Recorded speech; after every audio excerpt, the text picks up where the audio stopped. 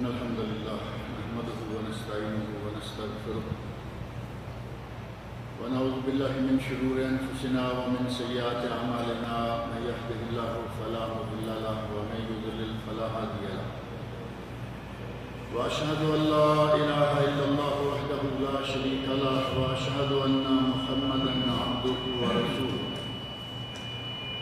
أما بعد فإن خير الحديث كتاب الله وخير الهدي هدي محمد صلى الله عليه وسلم وشر الأمور محدثاتها وكل محدثة بدعة وكل بدعة ضلالة وكل ضلالة في النار. رب اشرح لي صدري ويسر لي أمري واحلل عقدة من لساني يفقهوا قولي. رب أعوذ بك من همزات الشياطين وأعوذ بك رب أن يحضرون. أعوذ بالله السميع العليم من الشيطان الرجيم. بسم الله الرحمن الرحيم. حامين والكتاب المبين إنا جعلناه قرآنا عربيا لعلكم تعقلون وإنه في أم الكتاب لدينا لعلي حكيم أفنضرب عنكم الذكر صفحا أن كنتم قوم مسرفين وكم أرسلنا من نبي في الأولين وما يأتيهم من نبي إلا كانوا به يستهزئون فأهلكنا أشد منهم بطشا ومضى مثل الأولين.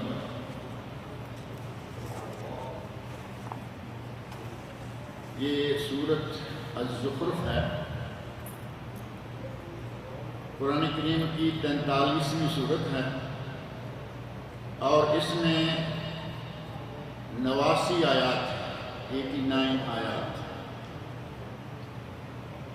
مکی صورتوں میں سے ہیں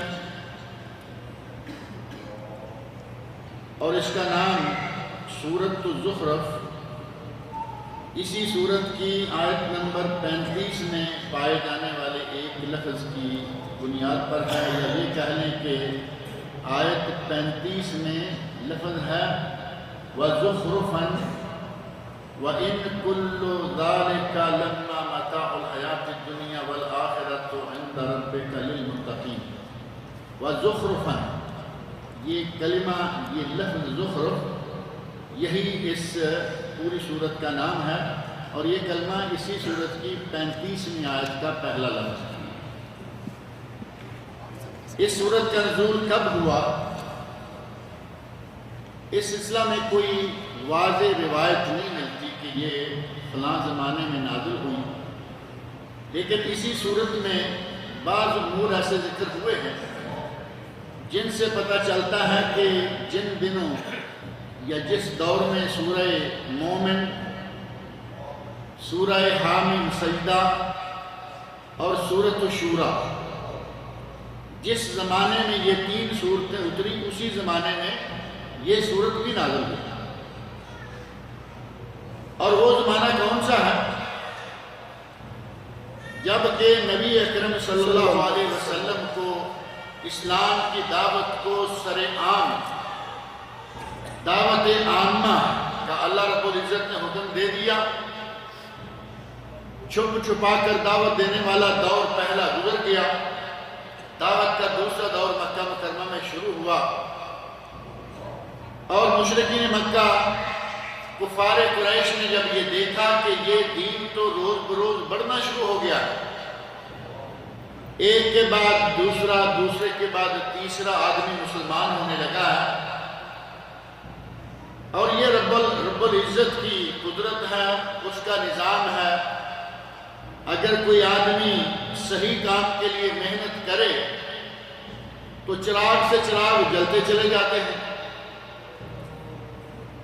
مشرکین مکہ کو یہ بہت تکلیف ہونا شروع ہو گئی کہ یہ کیا بننے لگا، یہ لوگ اچھے بھلے ہمارے ساتھ تھے، اس نے آ کر آواز اٹھائی ہے، اب لوگ ایک ایک کر کے اس کے پیچھے لگنا شروع ہو گئے.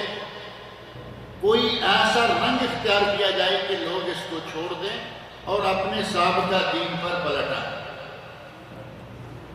اس کے لیے انہیں اور تو کچھ سوجا نہیں سوائے اس کے کہ جو مسلمان ہوتا اس کو اذیتیں پہنچاتے، اس کو مارتے پیٹتے، اس کے راستے تنگ کرتے، اور صرف مسلمان ہونے والے عام لوگوں کے نہیں بلکہ انہوں نے نبی اکرم صلی اللہ علیہ وسلم کے لیے بھی بہت سی اذیتیں پیدا کر دی، آپ کو اذیتیں پہنچائیں، ذہنی، جسمانی، حتیٰ کہ انہوں نے نبی اکرم صلی اللہ علیہ وسلم کو قتل کرنے کا پروگرام بنایا اور سوچا کہ ہم اسے دنیا سے ہی اٹھا دیتے ہیں، نہ رہے گا بانس اور نہ بجے گی بانسری، آدمی کو ہی قتل کر دیں گے تو پھر پیچھے کیا ہوگا۔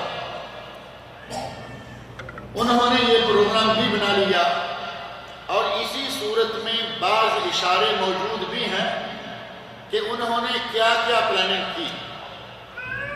نبی اکرم صلی اللہ علیہ وسلم کو مشرکین مکہ نے قتل کرنے کی کئی کوششیں کی، ایک کوشش باقاعدہ اس سورت کے نزول سے پہلے ہو چکی تھی، اور 30 سے زیادہ مواقع آپ کی حیات طیبہ کے آخری 23 سالوں میں نبوت ملنے کے بعد اور نبوت کا اعلان ہونے کے بعد ہی تو مکہ والوں کو تکلیف ہونا شروع ہوئی۔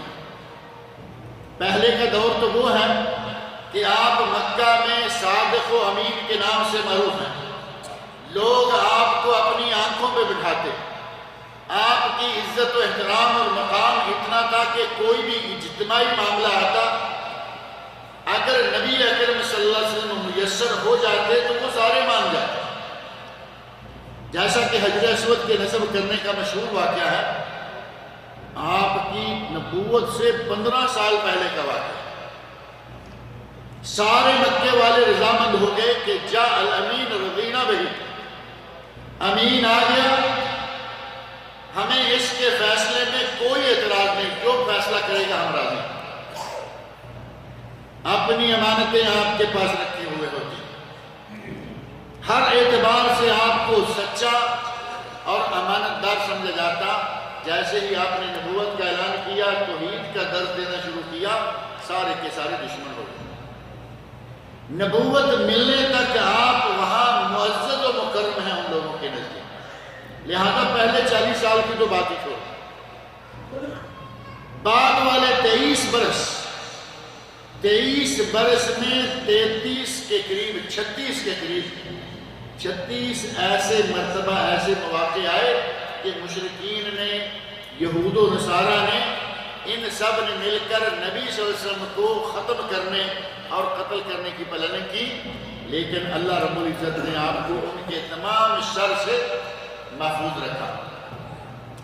ایک کوشش ہو چکی تھی، اذیتوں کا انبار لگا دیا صحابہ کرام کے لیے، نبی اکرم صلی اللہ علیہ وسلم کے لیے۔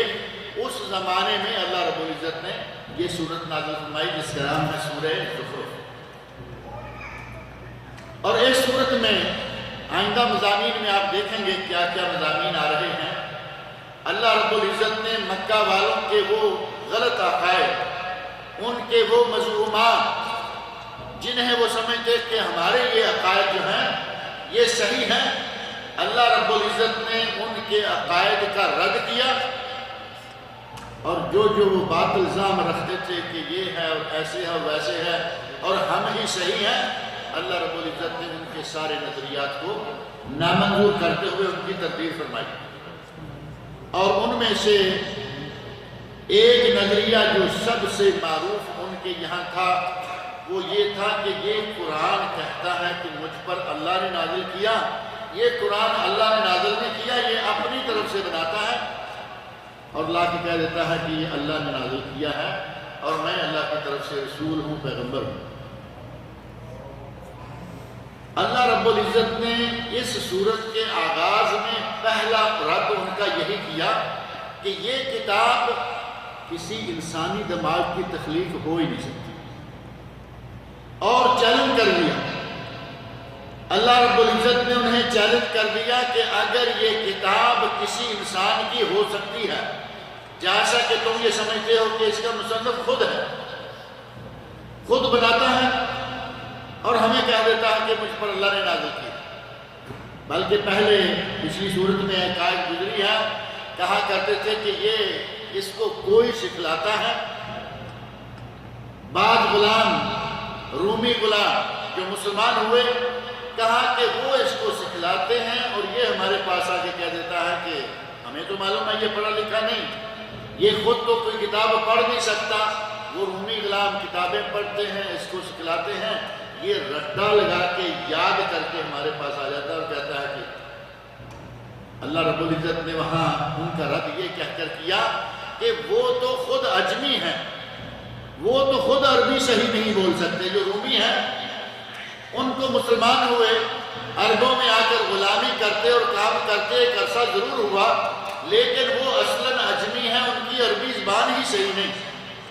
اور جو زبان یہ جسے تم ان پڑھ مانتے ہو، جو زبان یہ شخص بول رہا ہے، اس کا مقابلہ تو تمہارے بڑے بڑے شاعر اور بڑے بڑے ادیب نہیں کر سکتے، غلام کیسے کریں گے جو کہ عربی ہی نہیں۔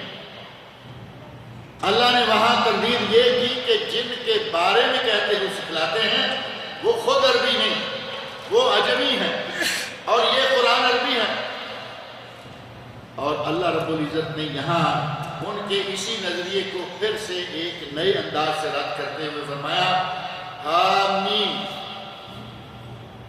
اور یہ حامیم جیسا کہ بہت ساری صورتوں کے شروع میں آ رہا ہے، قرآن کریم کا آغاز ہی تقریباً اس سے ہوا، سورہ فاتحہ کو چھوڑ دیں، سورہ بقرہ جو کہ قرآن کریم کی سب سے بڑی صورت ہے، تقریباً 2.5 سپارے، اس کا آغاز کیسے ہوا؟ الف لام میم، 3 حروف، کہیں ہا میم،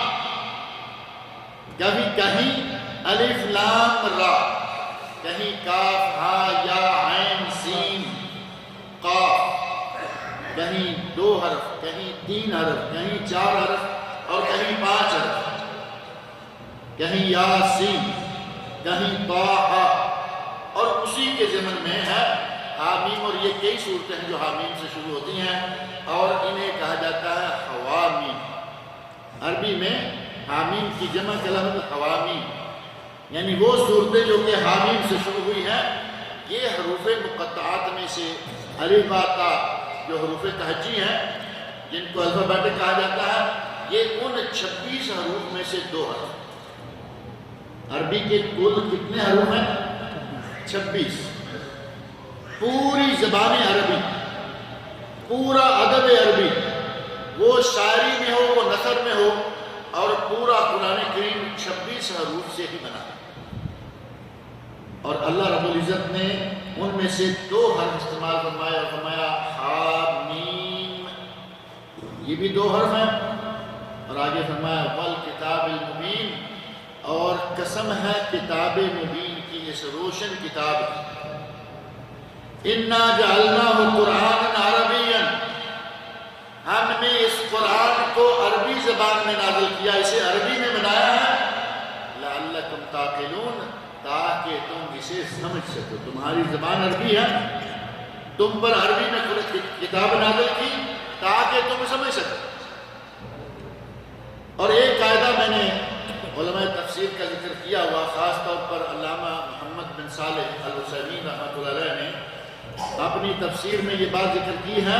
انہوں نے کہا کہ جہاں بھی الف لام میم، الف لام را، کاف ہا یا عین صاد، جہاں بھی یہ حروف آئیں گے، ان کے فوراً بعد کتاب اللہ کا ذکر آ جائے گا، یاسین والقرآن الحکیم۔ یہاں آ گیا حامیم والکتاب المبین۔ آپ کھول کر دیکھیں، جہاں جہاں حرف آئیں آگے قرآن کا ذکر آ جائے گا، کتاب کے نام سے، قرآن کے نام سے یا کسی دوسرے نام سے۔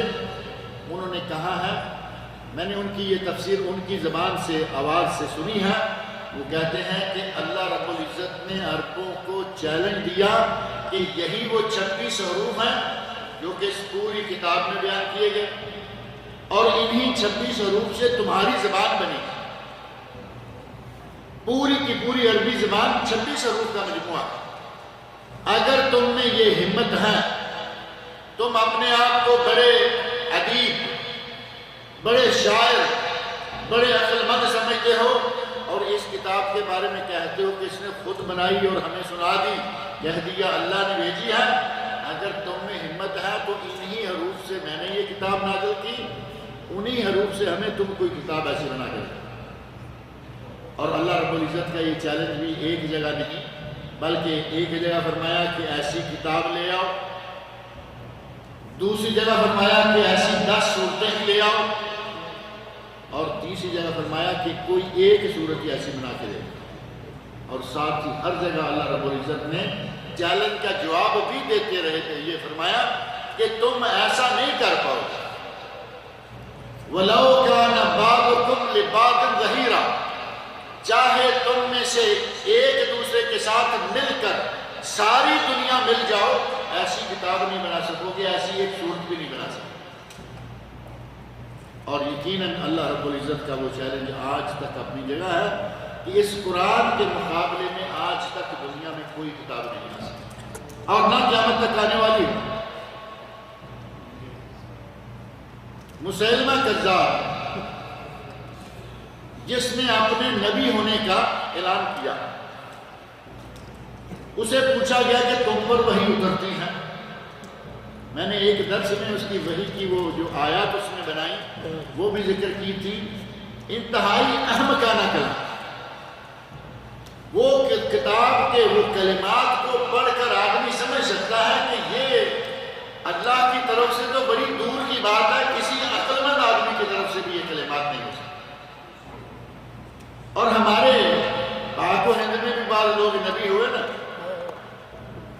ہمارے پاک و ہند کی سرزمین بڑی زرخیز ہے، وہاں موقع بہ موقع کوئی نہ کوئی نبی اٹھتا رہتا ہے۔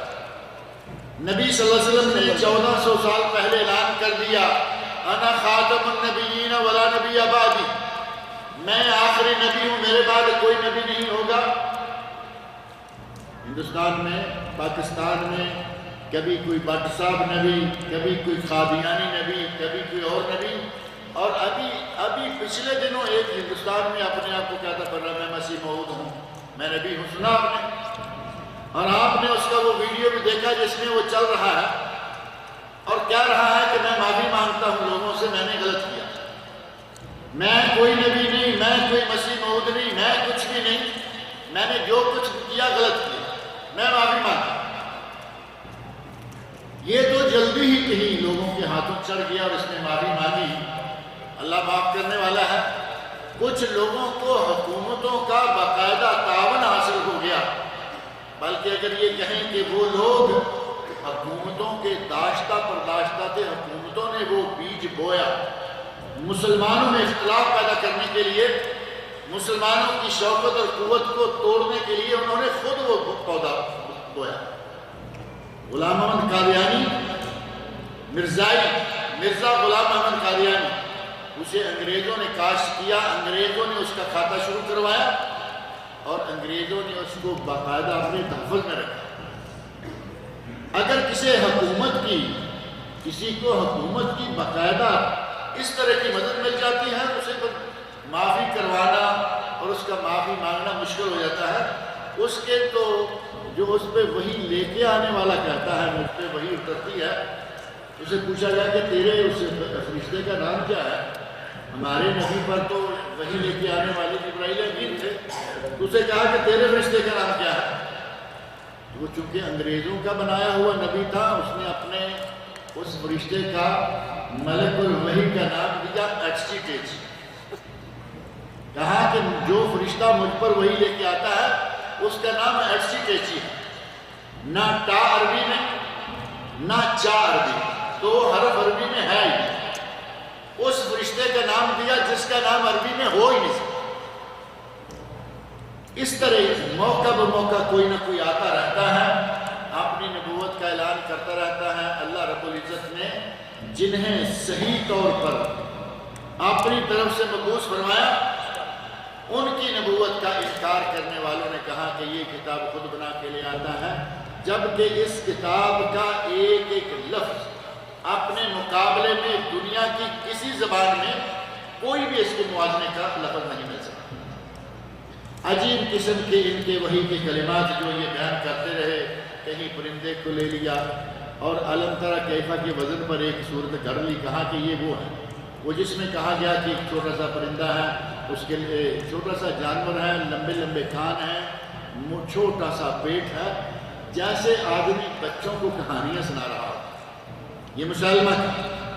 اور اس صاحب کے جو نبی کا نام آپ نے سن لیا نا، ملک الوحی کا، ایفسیٹیج، جن پہ صحیح طور پر وحی نازل ہوئی اور جن پہ یہ کتاب نازل ہوئی، اللہ رب العزت نے لوح محفوظ سے اس قرآن کو نازل کیا جس کا مقابلہ قیامت تک کوئی کتاب نہیں کر پائے. تو اللہ رب العزت نے حامیم کہہ کر کہا کہ یہ ہیں 2 حرف ان 26 حروف میں سے جن سے تمہاری زبان بنی اور جن میں میں نے یہ کتاب نازل کی ہے. والکتاب المبین، اور مجھے قسم ہے اس کتاب المبین. قرآن کریم واضح ہے نا، فرمایا کہ اس واضح کتاب کی مجھے قسم ہے. اِنَّا جَعَلْنَاهُ قُرْآنًا عَرَبِيًّا، ہم نے اس قرآن کو عربی بنایا. کیوں؟ لَعَلَّكُمْ تَعْقِلُونَ، تاکہ تم اسے سمجھو. وہ یہ کہہ سکتے تھے، اور خاص طور پر نبی اکرم صلی اللہ علیہ وسلم کی اس کتاب کے بارے میں کہا بھی گیا، لیکن اللہ رب العزت نے ان کا رد کر دیا.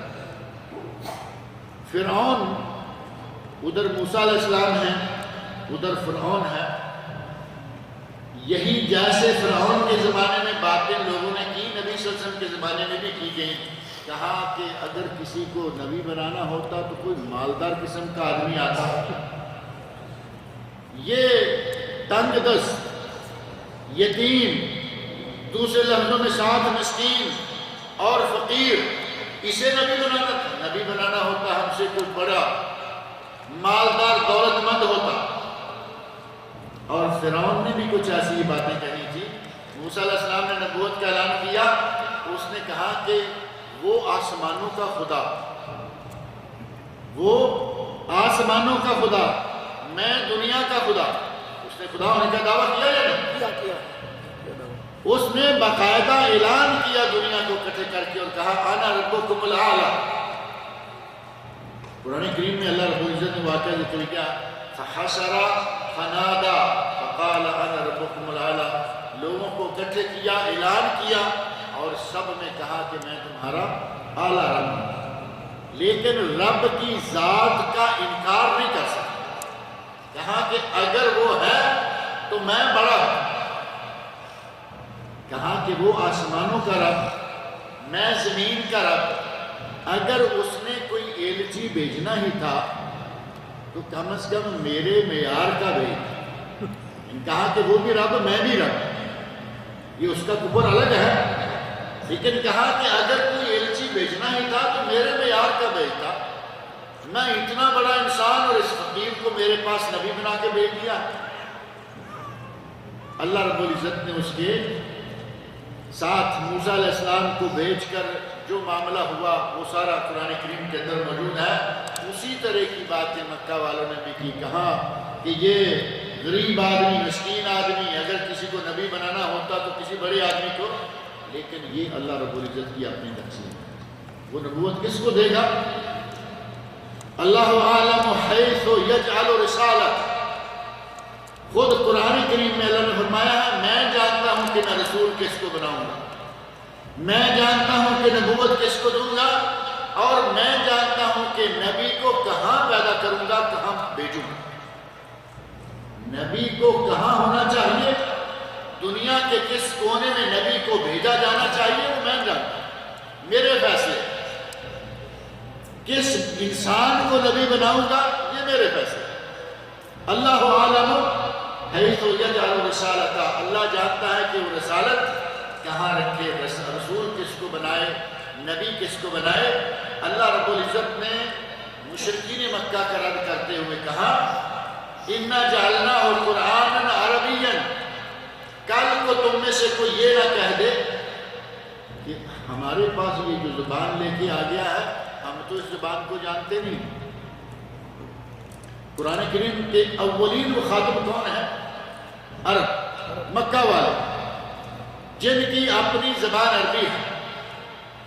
اللہ رب العزت نے عربی میں قرآن نازل کر کے یہ واضح کر دیا کہ تمہاری زبان اور تمہاری زبان میں میری یہ کتاب جسے تم پڑھ کر آسانی سے سمجھ سکتے ہو۔ اب مکہ والے تو یہ نہیں کہہ سکتے نا کہ ہمیں یہ سمجھ نہیں آتی، عربی ہے وہی ان کی زبان ہے۔ اور ہمارے لوگوں کو جو بہانہ مل گیا وہ اس لیے مل گیا کہ ہماری زبان ہے اردو، ہندی، سندھی، پنجابی، ملباری، تامل، اور ہمارے مولویوں کو ہاتھ لگ گیا، کہا کہ قرآن سب کے سمجھنے کی چیز نہیں ہے۔ بہانہ مل گیا نا کہ قرآن عربی میں ہے اور یہ سب کے سمجھنے کی چیز نہیں ہے، اس کے لیے پہلے اتنے علوم چاہیے۔ لیکن اللہ رب العزت نے اسے عربوں میں نازل کیا، ساتھ ہی تمام زبانوں والوں کے لیے کہہ دیا قرآن کریم کو وَلَقَدْ يَسَّرْنَا الْقُرْآنَ، وَلَقَدْ يَسَّرْنَا الْقُرْآنَ۔ ہمارے مولوی خود پڑھاتے ہیں بچوں کو یسرنا القرآن، اور دماغ میں یہ بتاتے ہیں کہ یہ بہت مشکل ہے، اس کو سمجھنا ہر کسی کے بس کی بات نہیں ہے، اس کو تم نہ پڑھو، بس ناظرہ پڑھتے جاؤ، ترجمے اور تشریح کی تفسیر کی طرف مت جاؤ، جبکہ اللہ نے فرمایا ہم نے اسے آسان کیا ہے۔ اور مشرکین مکہ کا تو جڑ سے ہی رد کر دیا، کہا کہ تم عربی اور میری یہ کتاب عربی، کتاب عربی میں تب اس لیے نازل کی لعلکم تعقلون، تاکہ تم سمجھ سکو۔ کل کو یہ نہ کہو کہ کتاب سنسکرت میں ہے ہم نہیں جانتے، کتاب فارسی میں ہے ہم نہیں جانتے، کتاب انگلش میں ہے ہم نہیں جانتے، تم عربی جانتے ہو، عرب ہو، کتاب عربی میں۔ اور اللہ رب العزت نے قسم کھا کے کہا حامیم والکتاب المبین، مجھے قسم ہے اس روشن کتاب کی، اِنَّا جَعَلْنَاهُ قُرْآنًا عَرَبِيًّا، ہم نے اسے عربی قرآن بنایا، کوئی دوسری زبان تمہیں نہیں دی، لَعَلَّكُمْ تَعْقِلُونَ، تاکہ تم سمجھو۔ پہلی کتابیں تورات ہے، انجیل ہے، زبور ہے، وہ عربی میں نہیں، لوح محفوظ میں اللہ رب العزت کے کلام کی حیثیت سے وہ محفوظ تھی، لیکن اللہ رب العزت جانتا ہے کہ کس قوم میں نبی بھیجا ہے اور کس زبان کا نبی ہے، اللہ نے اسے اس کتاب کو اسی زبان میں نازل کیا۔ تو اللہ نے فرمایا کہ تمہارا یہ کہنا کہ یہ بات ہمیں سمجھ میں نہ آئے یا سمجھ میں نہیں آ رہی، یہ تمہارا اعتراض ہو نہیں سکتا، کیونکہ ہم نے یہ کتاب عربی میں نازل کی۔ وَإِنَّهُ فِي أُمِّ الْكِتَابِ، وَإِنَّهُ فِي أُمِّ الْكِتَابِ لَدَيْنَا، یہ تمہارے پاس ہم نے بھیج دی ہے اور یہ ہمارے پاس لوح محفوظ میں بھی موجود ہے، ہمارے یہاں لوح محفوظ میں بھی یہ موجود ہے۔ اور لا علی حکیم، اس کتاب کا ہمارے یہاں بہت بڑا مقام ہے، اور یہ کتاب حکمتوں سے لبریز، کتاب حکمتوں سے بھری ہوئی، اور ہمارے یہاں بھی اس کا بہت مقام اور مرتبہ ہے۔ یعنی اللہ رب العزت کا اپنا کلام مبارک ہے، اور اللہ رب العزت کا کلام مبارک ہونے کے ساتھ فرمایا کہ لوح محفوظ میں، جسے قرآن کریم میں ام الکتاب کہا گیا، کہیں لوح محفوظ کہا گیا، اور کہیں کتاب مکنون بھی کہا گیا۔ کتاب مکنون وہ کتاب جو دوسروں سے پوشیدہ ہے، محفوظ ہے، اور لوح محفوظ صاف طور پر محفوظ کتاب، اور یہاں اسی چیز کو بیان کرتے ہوئے کہا ام الکتاب، وَإِنَّهُ فِي أُمِّ الْكِتَابِ لَدَيْنَا لَعَلِيٌّ حَكِيمٌ، یہ قرآن کریم ہمارے یہاں ام الکتاب میں لوح محفوظ میں بھی موجود ہے، اور بہت ہی بالا درجے کا اور بہت ہی حکمتوں پر مشتمل ہے۔ أَفَنَضْرِبُ عَنْكُمُ الذِّكْرَ صَفْحًا، فرمایا کہ کیا تم یہ سمجھتے ہو کہ ہم اس نصیحت کو، اس قرآن کریم کو نازل کرنا چھوڑ دیں؟ تم قرآن کریم کو سنتے ہو، اس پہ عمل نہیں کرتے ہو، قرآن کریم نازل ہو رہا ہے، اس کی آیات کو سنتے ہو، اس کے مفہوم کو سمجھتے ہو، اس کے باوجود تم اپنے نظریات پہ اڑے ہوئے ہو۔ ہم تمہاری یہ شریر فطرت دیکھیں اور کہیں کہ ہم ان پہ قرآن نازل ہی نہیں کرتے۔ اللہ نے فرمایا یہ نہیں، أَفَنَضْرِبُ عَنْكُمُ الذِّكْرَ صَفْحًا، کیا ہم اس نصیحت کو تم پر نازل کرنا اس بنا پر چھوڑ دیں ان کنتم قوم مسرفین کہ تم حد سے بڑے ہوئے لوگ، تم حد سے بڑے ہوئے لوگ ہو، اس کے باوجود ہم قرآن کو نازل کر رہے ہیں، اسے کرتے رہیں گے، اسے مکمل کریں گے، تم نہ صحیح کوئی اور ہوگا جو فائدہ اٹھائے گا، تم اسے قبول نہ کرو گے کوئی دوسرا قبول کرے گا۔ اور پھر اللہ رب العزت کے یہاں اللہ کے علم کا یہ عالم ہے، کافر کو، ملحد کو، مشرک کو، منافق کو رزق دے رہے ہیں۔ کتنی قومیں ہیں جو اللہ کی ذات کا انکار کیے بیٹھے، صرف یہ نہیں کہ کتاب کا یا نبی کا، اللہ کی ذات کا بھی انکار کیے،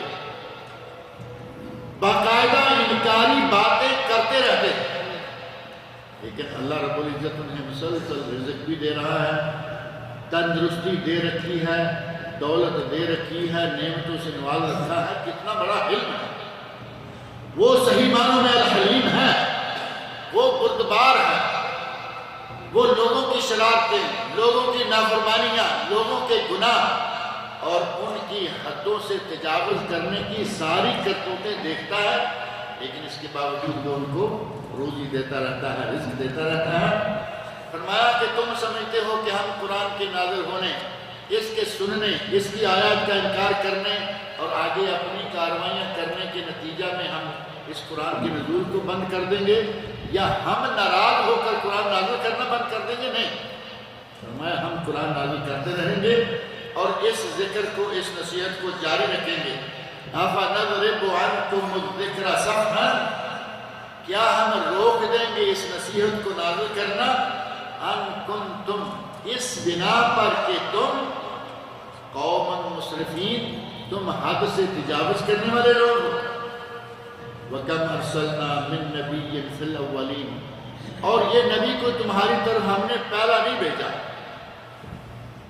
نبی اکرم صلی اللہ علیہ وسلم پہلے نبی نہیں ہیں، تم سے پہلے ہم نے کم من نبی، اللہ نے فرمایا کتنے ہی نبی، گنتی نہیں بتائی، 1,00,000 تھے، 1,000 تھے، کم من نبی تکثیر کا صیغہ ہے کہ کتنے ہی نبی، یعنی بے شمار نبی ہم نے فی الاولین پہلے لوگوں میں بھیجے۔ آدم علیہ السلام سے لے کر سلسلہ انبیاء شروع ہوا، اور انبیاء اور پھر رسل، پھر اولو العزم من الرسل۔ بعض متکلم فی روایات سے پتہ چلتا ہے کہ کم و بیش کوئی 1.25 کے قریب نبی مختلف علاقوں میں، مختلف اوقات میں آئے، اور بالآخر ہمارے نبی حضرت محمد رسول اللہ صلی اللہ علیہ وسلم کو اللہ رب العزت نے مبعوث فرمایا، اور نبی اکرم صلی اللہ علیہ وسلم کا آخر میں آنا، اور پورے روئے زمین ہی نہیں بلکہ جو جہاں بھی ہیں، جن تو روئے زمین پر نہیں ہوتے نا، روئے زمین پر بھی ہیں، فضا میں بھی ہیں، ہوا میں بھی ہیں، یہاں بھی ہیں، وہاں بھی ہیں، نہ ان کا کوئی امیگریشن ہے، نہ ان کا کوئی ملک ہے، نہ ویزا، نہ ہر جگہ گھومتے پھر رہے ہیں، لیکن ہمارے نبی کے امتی وہ بھی ہیں۔ اللہ رب العزت نے ہمارے نبی کو سب کے لیے، جن و انس دونوں کے لیے نبی بنا کر بھیجا۔ رحمت للعالمین تو پوری کائنات کے لیے بنایا، انسانوں کے لیے، جنوں کے لیے، مسلمانوں کے لیے، کافروں کے لیے، جانوروں کے لیے، پرندوں کے لیے، کیڑوں مکوڑوں کے لیے، لیکن نبی دونوں کے لیے، کیونکہ مکلف صرف 2 مخلوقات ہیں، ایک انسان اور ایک جن۔ اللہ رب العزت نے سب کے لیے بنایا، اور پوری دنیا کے، پورے کرۂ ارضی کے اور اس کی فضا میں جو بھی، پہلے نبیوں میں یہ نہیں تھا۔ پہلے نبیوں میں ایک نبی اس علاقے میں ہے، مثال کے طور پر یہ منطقہ شرقیہ میں ایک نبی ہے، آگے نکلنے شمال میں ایک ار یا سکاکا کے علاقے میں نبی ہے، ریاض میں نبی ہے، آگے جا کر کوئی تبوک میں نبی ہے، مدینہ میں، مکہ میں، مختلف اوقات میں مختلف نبی رہے، کیونکہ ان انبیاء کا پتہ چلتا ہے، ان کی زمینیں، علاقے، جب آپ پڑھتے ہیں تاریخ میں یا سیرت کی کتابوں میں تو پتہ چلتا ہے کہ یہاں بھی نبی تھا، وہاں بھی نبی تھا، ایک وقت میں ایک جگہ اکٹھے بھی نبی ہوئے۔ حضرت ابراہیم علیہ السلام اور لوط علیہ السلام ایک ہی وقت میں قریب میں دونوں اکٹھے، اور ہجرت کر کے دونوں اکٹھے ہی اپنے شہر سے فلسطین شام کی طرف چلے گئے، دونوں یک وقت۔ تو اس کا مطلب یہ کہ وقت ایک جگہ دو نبی، موسیٰ علیہ السلام و ہارون علیہ السلام کا واقعہ ہے، دو نبی بھی ہیں، اکٹھے بھی ہیں، ایک شہر میں ہیں اور دونوں سگے بھائی بھی ہیں۔ اگر ان چیزوں کو دیکھیں تو یہ مان لینا کوئی اتنا نہیں لگتا کہ ہزاروں یا 1,00,000 یا کم و بیش انبیاء ہوئے ہوں گے، یقیناً ہوئے ہوں گے، کیونکہ مختلف علاقوں میں مختلف جگہوں میں ایک ہی وقت میں کئی نبی رہے۔ لیکن جب ہمارے نبی کی باری آئی تو اللہ رب العزت نے پوری دنیا کے جنوں انسانوں کے لیے فرمایا کہ سب کے لیے تم ہی نبی۔ یہ عظمت ہے کہ جا ایک وقت میں ایک بستی میں ایک نبی۔ حضرت یونس علیہ السلام کے بارے میں اللہ رب العزت نے قرآن کریم میں فرمایا ہے کہ ہم نے انہیں 1,00,000 یا 1,00,000 سے کچھ زیادہ لوگوں کی طرف نبی بنا کر بھیجا۔ اور اب نبی صلی اللہ علیہ وسلم کے بارے میں ذرا اندازہ کر کے دیکھیں کہ اللہ رب العزت نے کتنی دنیا کے لیے، کتنے انسانوں کے لیے، کتنے جنوں کے لیے کوئی گنتی ہی نہیں کر سکتا۔ اللہ نے فرمایا کہ ہم نے پہلے بھی نبی بھیجے، فی الاولین، پہلے لوگوں میں نبی بھیجے، اور ان نبیوں کے ساتھ لوگوں نے کیا کیا؟ وَمَا يَأْتِيهِم مِّن نَّبِيٍّ إِلَّا كَانُوا بِهِ يَسْتَهْزِئُونَ۔ جس قوم میں بھی نبی آیا اور جب بھی نبی آیا اس قوم نے اپنے نبیوں کا مذاق اڑایا۔ اب یہ مکہ والے چونکہ کر رہے تھے، مکہ والوں کے اللہ رب العزت نے رد کرنے کے ساتھ ساتھ ہی نبی صلی اللہ علیہ وسلم کو ڈھارس، حوصلہ افزائی، فرمایا کہ میرے نبی گھبراؤ نہیں کہ تمہارے ساتھ یہ ایسا کر رہے ہیں۔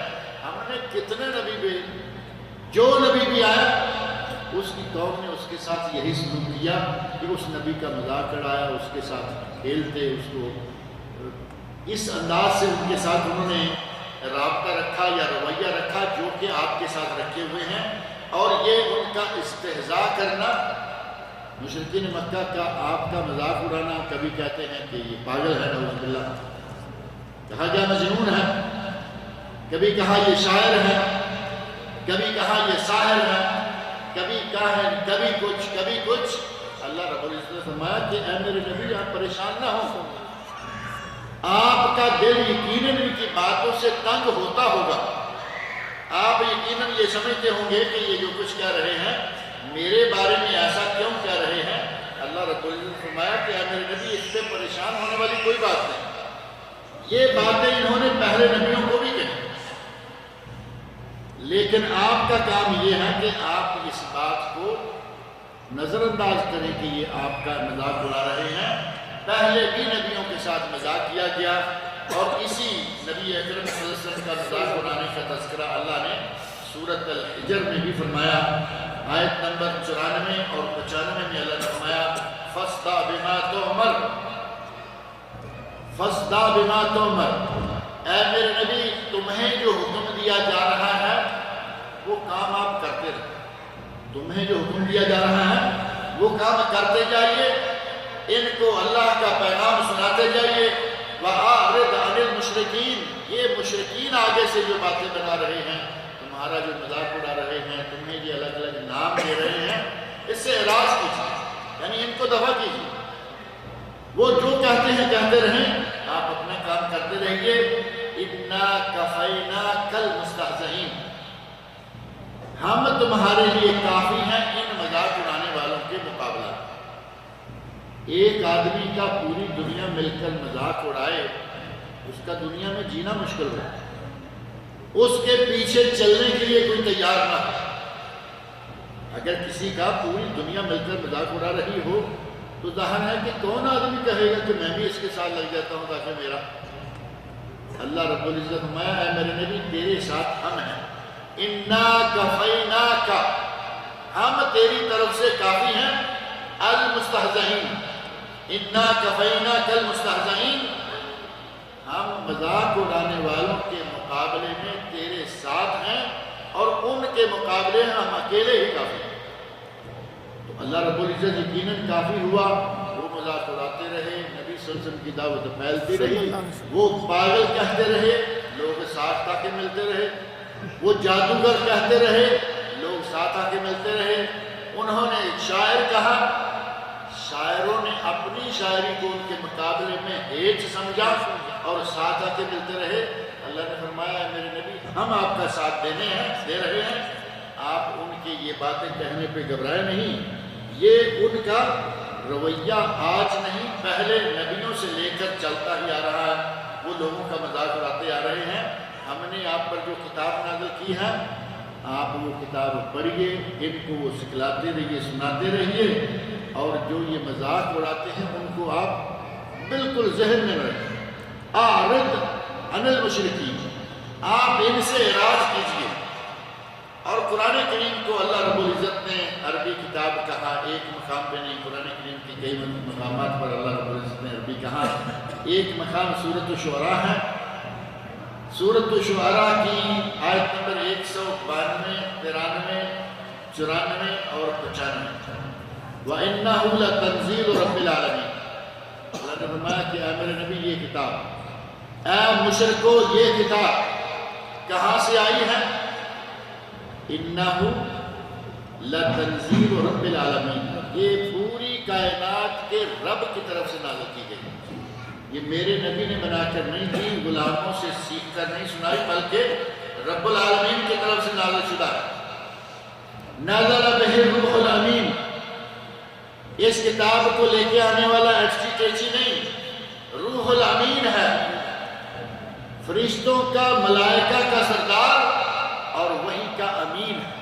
روح الامین وحی کا امانت دار، ایک زیر زبر پیش کم و بیش کرنے والا نہیں۔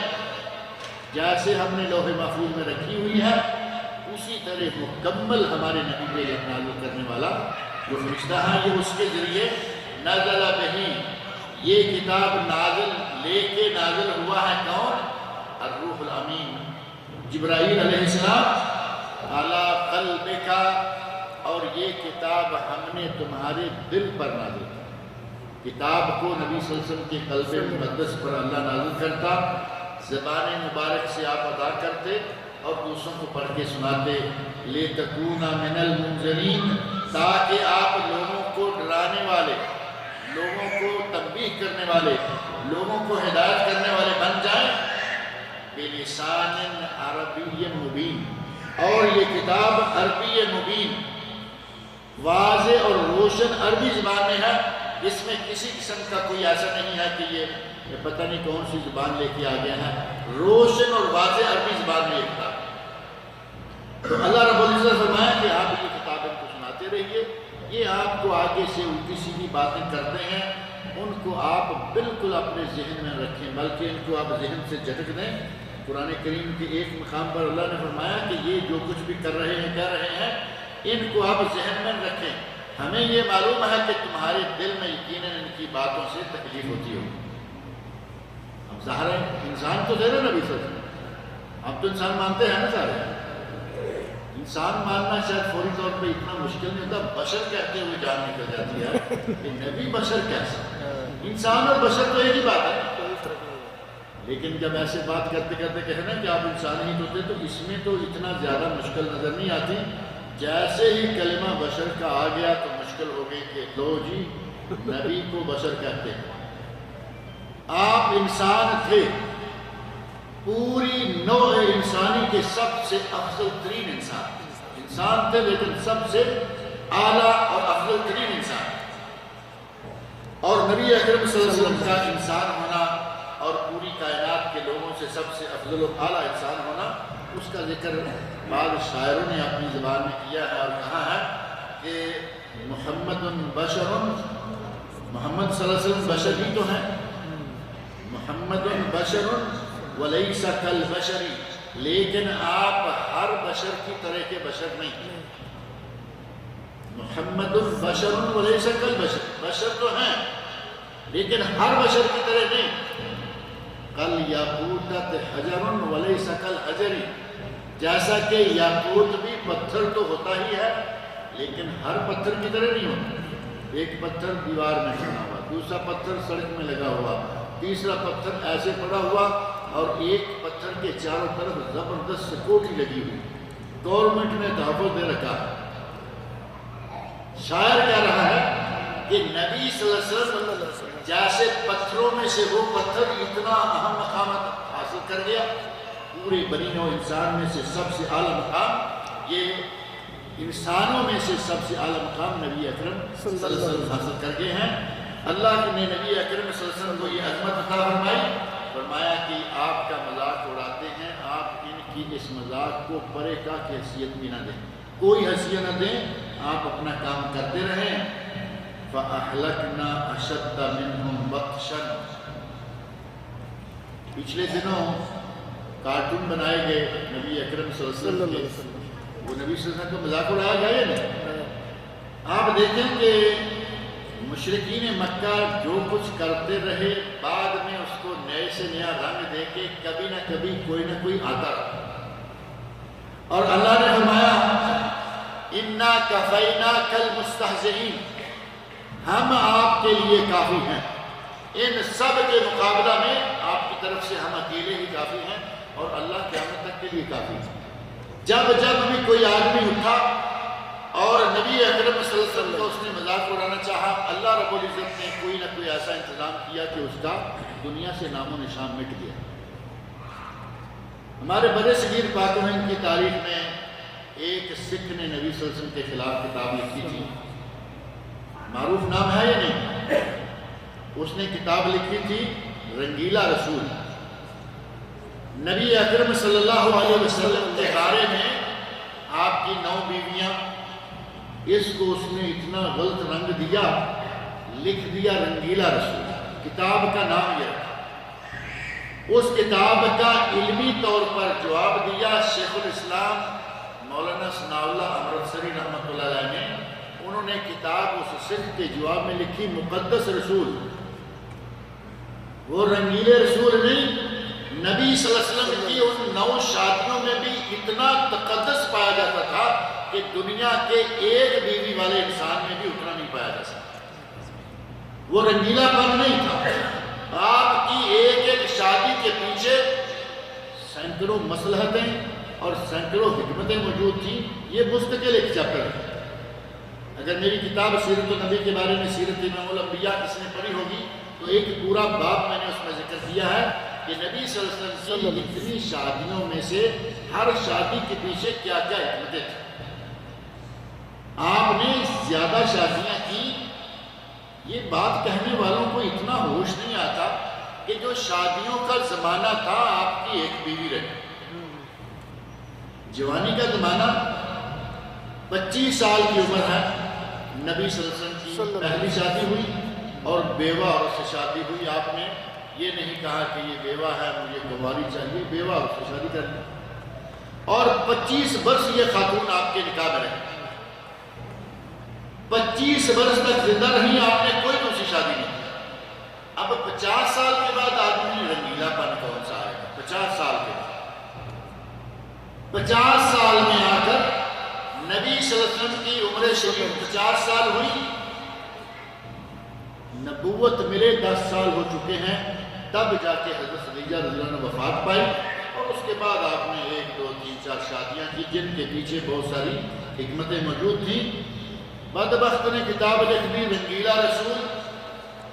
شیخ الاسلام مولانا ثناء اللہ امرتسری رحمۃ اللہ علیہ نے کتاب لکھی مقدس رسول، اور اس کے منہ پہ جوتا مارا کہ وہ رنگیلے نہیں تھے، وہ تو انتہائی مقدس تھے، اور ان کا تقدس ثابت کیا۔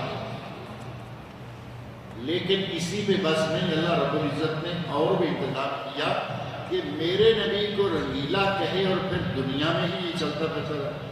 وہ چاہتا تو ایسے کیوں اٹھا سکتا تھا، بیمار کرتا وہ مر جاتا، کوئی بیماری لگاتا پھوڑا اگاتا اگلے، لیکن اللہ نے ایسا انتظام کروایا۔ معروف غازی الدین کا نام، غازی الدین شہید اسٹوڈنٹ نوجوان طالب علم تھا، اس نے قسم کھا لی کہ میں جب تک اس آدمی کو جان سے نہیں ماروں گا میں چین سے نہیں ماروں گا، اور اس سکھ کو مار دیا، قتل کر دیا، پھر بعد میں اسے پھانسی دی گئی۔ ایک مستقل تاریخ۔ اللہ رب العزت نے رنگیلا رسول لکھنے والے کا یہ حال کیا، اور آپ نے سنا ہوگا کہ جس آدمی نے یہ کارٹون بنائے تھے پہلے اس کا ہاتھ شل ہو گیا، اس کا ہاتھ ختم ہو گیا، اللہ رب العزت نے اس سے طاقت چھین لی۔ آئندہ وہ کھا نہیں سکتا اس سے، پی نہیں سکتا اس سے، کچھ پکڑ نہیں سکتا اس سے۔ اور کچھ عرصے کے بعد آپ نے وہ فوٹو شاید دیکھا ہوگا، بڑا معروف ہوا کہ وہ آدمی کسی گاڑی میں بیٹھا ہوا ہے اور گاڑی کو آگ لگ گئی، گاڑی کی سیٹ پر اس کی جلی ہوئی لاش بھی دکھائی گئی، بتایا کہ یہ وہ آدمی ہے جس نے نبی صلی اللہ علیہ وسلم کے کارٹون بنائے۔ اِنَّا كَفَيْنَاكَ الْمُسْتَهْزِئِينَ، اے میرے نبی تمہارا مذاق اڑانے والے کو ہم سمجھیں۔ اور اللہ رب العزت سمجھتا آ رہا ہے، ان کا کیا بچا کرتا آ رہا ہے۔ فرمایا فَأَهْلَكْنَا أَشَدَّ مِنْهُمْ بَطْشًا، اے میرے نبی یہ مکہ والے کیا طاقت رکھتے ہیں، یہ بڑے گھمنڈ میں ہیں، بڑا غرور کرتے ہیں کہ ہم اتنی طاقت، ہمارا اتنا بڑا شہر، ہماری اتنی بڑی حکومت۔ اللہ نے فرمایا ہم نے تو بڑی بڑی طاقتوں والوں کو تباہ کر دیا۔ فَأَهْلَكْنَا أَشَدَّ مِنْهُمْ بَطْشًا وَمَضَىٰ مَثَلُ الْأَوَّلِينَ، اور پہلے لوگوں میں یہ سلسلہ ہوا۔ پہلے لوگوں میں آپ دیکھو فرعون، کتنے بڑے اعلانات ہیں، کتنا بڑا اس کا، کتنی بڑی حکومت ہے، یہاں تک کہہ رہا ہے کہ وہ آسمانوں کا رب میں زمین کا، اپنے آپ کو خدا کہہ رہا ہے۔ اور یقیناً اس کے میں طاقت تھی، حکومت تھی، دولت تھی، مال تھا، باغات تھے، ہر چیز تھی، دنیا کی ہر نعمت اس کے پاس موجود ہے۔ اللہ کے علم کا اندازہ کریں کہ دنیا کی ہر نعمت اسے دے رہا ہے، وہ باقاعدہ شریک ہونے کا دعویٰ کر رہا ہے۔ ہمارے لوگ تو دوسرے کو شریک کرتے ہیں نا، کسی پیر کو اللہ کی قدرتوں میں شریک کر لیا، کسی اور کو بنا لیا شریک اللہ کا، وہ اپنے آپ کو اللہ کا شریک بلکہ خود رب کہلوا رہا ہے۔ اس کے باوجود اللہ نے اتنی نعمتیں دے رکھی تھی، وہ کہہ رہا کہ نیل کی نہریں میرے تابع، دنیا کے علاقے بھر کی ساری فصلیں میرے تابع، پھل باغات میرے تابع، دولت میرے پاس، اور نبی یہ غریب آدمی کو نبی بنا کے بھیجا۔ اتنی طاقتوں کے مالک کو اللہ رب العزت نے مسئلہ یا نہیں مسئلہ، جو کہہ رہا ہے کہ میں بڑا رب ہوں، اعلیٰ رب میں ہوں، اللہ رب العزت نے پانی میں غرق کر دیا اسے بھی، اس کی پوری فوج کو بھی، اور قیامت تک کے لیے اس کی لاش کو محفوظ کر دیا، تاکہ قیامت تک آنے والا ہر متکبر یہ دیکھے کہ تکبر کا انجام کیا ہوتا ہے۔ اللہ نے فرمایا وَمَضَىٰ مَثَلُ الْأَوَّلِينَ، پہلے لوگوں میں یہ باتیں کہ ہم نے بڑے بڑے لوگوں کو، بڑی بڑی قوموں کو، بڑی طاقتور قوموں کو ہم نے ہلاک کیا، پہلی قوموں میں یہ مثالیں موجود ہیں۔ اور اپنے نبی صلی اللہ علیہ وسلم کی دعوت بتائی کہ یہ مکہ والے تو کوئی چیز نہیں، مکہ والوں کو بتا دو کہ تم تو کچھ بھی نہیں ہو۔ اللہ نے فرعون کو اور اس کی قوم تباہ کیا، اللہ نے عاد کو، پوری کی پوری قومیں، ہود علیہ السلام کی قوم عاد کو اللہ نے تباہ کیا، بڑی طاقتوں والے، بڑے لمبے تڑنگے نوجوان اور دولتوں والے۔ اللہ نے حضرت صالح علیہ السلام کی قوم سمود کو تباہ کیا، اور سمود کی قوم کا ذکر میں کرتا رہتا ہوں کیونکہ وہ ہمارے سعودی عرب کے اندر ہی سابقہ وہ تو ظاہر ہے کہ ان کا ملک تھا، آج سعودی عرب کے اندر ہے مدائن صالح، حضرت صالح علیہ السلام کا شہر اور قوم کا شہر، جو بڑے بڑے پہاڑوں کے اندر مکان بنا کے وہ رہتے تھے۔ وہ تبوک سے پہلے مدینہ منورہ سے نکلے، تبوک سے پہلے محافظہ العلا، خیبر سے آگے، تبوک سے پہلے مدینہ اور تبوک کے درمیان میں یہ جگہ ہے، پہاڑوں کو سنگلاخ پہاڑ، لوہے جیسے پہاڑ توڑ کر انہوں نے اندر بڑے بڑے مکان بنائے ہوئے ہیں۔ دیکھ کر آدمی حیرت زدہ، عقل گم ہو جاتی ہے کہ اتنا بڑا کام وہ ہاتھوں سے کیسے کرتے رہے، پتھر کو توڑ کر بہترین بیل بوٹے، دروازے، یہ وہ ڈانٹیں بنی ہوئی ہیں۔ اللہ نے فرمایا کہ یہ اتنی طاقتور قوم تھی جو پہاڑوں کو کھود کر اس کے اندر اپنے گھر بناتے، اور اللہ نے ان کا دو طرح سے ذکر کیا کہ یہ قوم پہاڑوں کو کھود کر گھر بناتی اور کھلی جگہوں پر بڑے بڑے محلات تھے۔ باہر کے مکانات کو مکان نہیں کہا، تنحتون الجبال بیوتا، پہاڑوں کو توڑ کر گھر بناتے، اور جہاں کھلی صاف سادہ زمین آئی تو وہاں فرمایا کہ وہاں ان کے قصر تھے، بڑے بڑے محلات، بڑے بڑے محلات کے مالک، پہاڑوں کے اندر بڑے بڑے گھروں کے مالک۔ اتنی طاقتور قوم، اللہ نے فرمایا ہم نے ان کی ملیہ میٹ کر دیا، انہیں تباہ و برباد کر دیا۔ مکہ والوں، ان قوموں کے سامنے تو تمہاری حیثیت ہی کچھ نہیں تھی۔ ابھی پچھلے درس میں ذکر کر رہا تھا، یہ جو قوم تبا ہے، کہاں یمن اور کہاں رشیا کی سٹیٹس، یمن سے لے کر روس تک کے سارے علاقے تبا کے تابع تھے۔ اللہ نے فرمایا ہم نے ان کو، ان سے تو بڑے تم نہیں ہو سکتے، ان سے زیادہ طاقتور تو نہیں ہو سکتے، ہم نے انہیں تباہ کر دیا۔ تم کون ہو؟ فرعون کو تباہ کر دیا، حامان کو تباہ کر دیا، نمرود کو تباہ کر دیا۔ ابراہیم علیہ السلام کے مقابلے میں کوئی آ رہا ہے، کوئی موسیٰ علیہ السلام کے مقابلے میں آ رہا ہے۔ ہم نے حضرت نوح علیہ السلام کی قوم انکار کیا، اللہ نے تباہ کیا۔ حضرت لوط علیہ السلام کی قوم انکار کیا، اللہ نے تباہ کیا۔ فرمایا یہ مکہ والے تو کوئی چیز ہی نہیں ہے۔ وَمَضَى مَثَلُ الْأَوَّلِينَ، پہلے لوگوں کی مثالیں گزر چکی ہیں کہ ہم نے بڑے بڑوں کو تباہ کیا، یہ تو کوئی چیز ہی نہیں ہے۔ فَأَهْلَكْنَا، بس ہم نے ہلاک کر دیے، أَشَدَّ مِنْهُمْ بَطْشًا، ان سے بھی زیادہ قوت والے اور ان سے بھی زیادہ طاقت والے، زیادہ زور والے۔ زوراور لفظ ہے نا ہماری اردو میں معروف، زوراور۔ اللہ نے فرمایا ہم نے تو بڑے بڑے زوراوروں کو نیچا نہیں دکھایا، بلکہ مچھر مکھی کی طرح انہیں مسل دیا، تباہ کر دیا۔ اور پہلے لوگوں کی مثالیں بہت ساری گزر چکی ہیں۔ اللہ رب العزت سے میری دعا ہے کہ وہ ہمیں تمام مسلمانوں کو قرآن کریم پڑھنے اور اس پر عمل کرنے کی توفیق عطا فرمائے۔ آمین۔ آگے اللہ رب العزت نے مشرکین مکہ کے جو اللہ کو ماننے کے بارے میں نظریات تھے کہ یہ اللہ کو مانتے ہیں یا نہیں، اس کے بارے میں ذکر آئے گا۔ ہمارے یہاں تو لوگ اللہ کو تقریباً فارغ کیے بیٹھے ہیں، تکلیف آئے تو پیر صاحب، خوشی آئے تو پیر صاحب، چھوٹی تکلیف آئے تو پیر صاحب، بڑی تکلیف آئے تو پیر صاحب۔ مشرکین مکہ بڑی تکلیف آتی تو اللہ کا نام لیا کرتے، چھوٹی تکلیف میں ادھر ادھر رہتے، بلکہ وہ خدا ان کے خوشحالی کے خدا تھے۔ بدحالی میں تو بد زبانی پر بھی اتر آتے ہیں کہ ہمیں بنایا ہے تو ہمیں روٹی کیسے دے گا، کیوں دے گا۔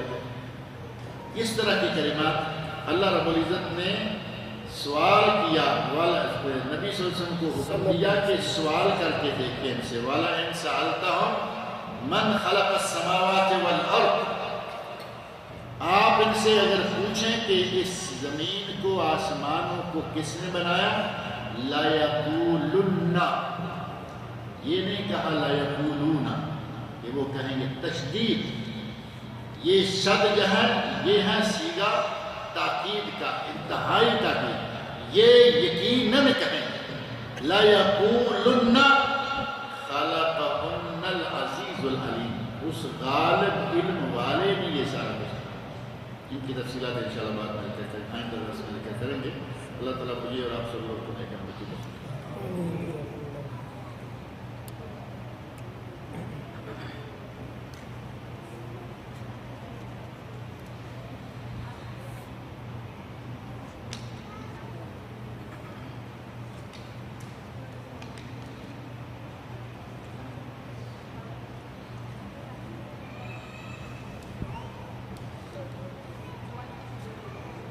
ہمارے ایک ساتھی ہیں مبشر صاحب، ان کی خالہ آج فوت ہو گئی ہیں پاکستان میں، اور انہوں نے بتایا ہے کہ اللہ کی ولیہ تھی، اہل توحید میں سے نیک اور ولی اللہ خاتون تھی۔ دعا کریں کہ اللہ رب العزت ان کی مغفرت فرمائے، ان کی بشری کو تعلیم کو اللہ تعالیٰ معاف کرے، اللہ تعالیٰ ان کو جنت الفردوس میں اعلیٰ مقام عطا فرمائے۔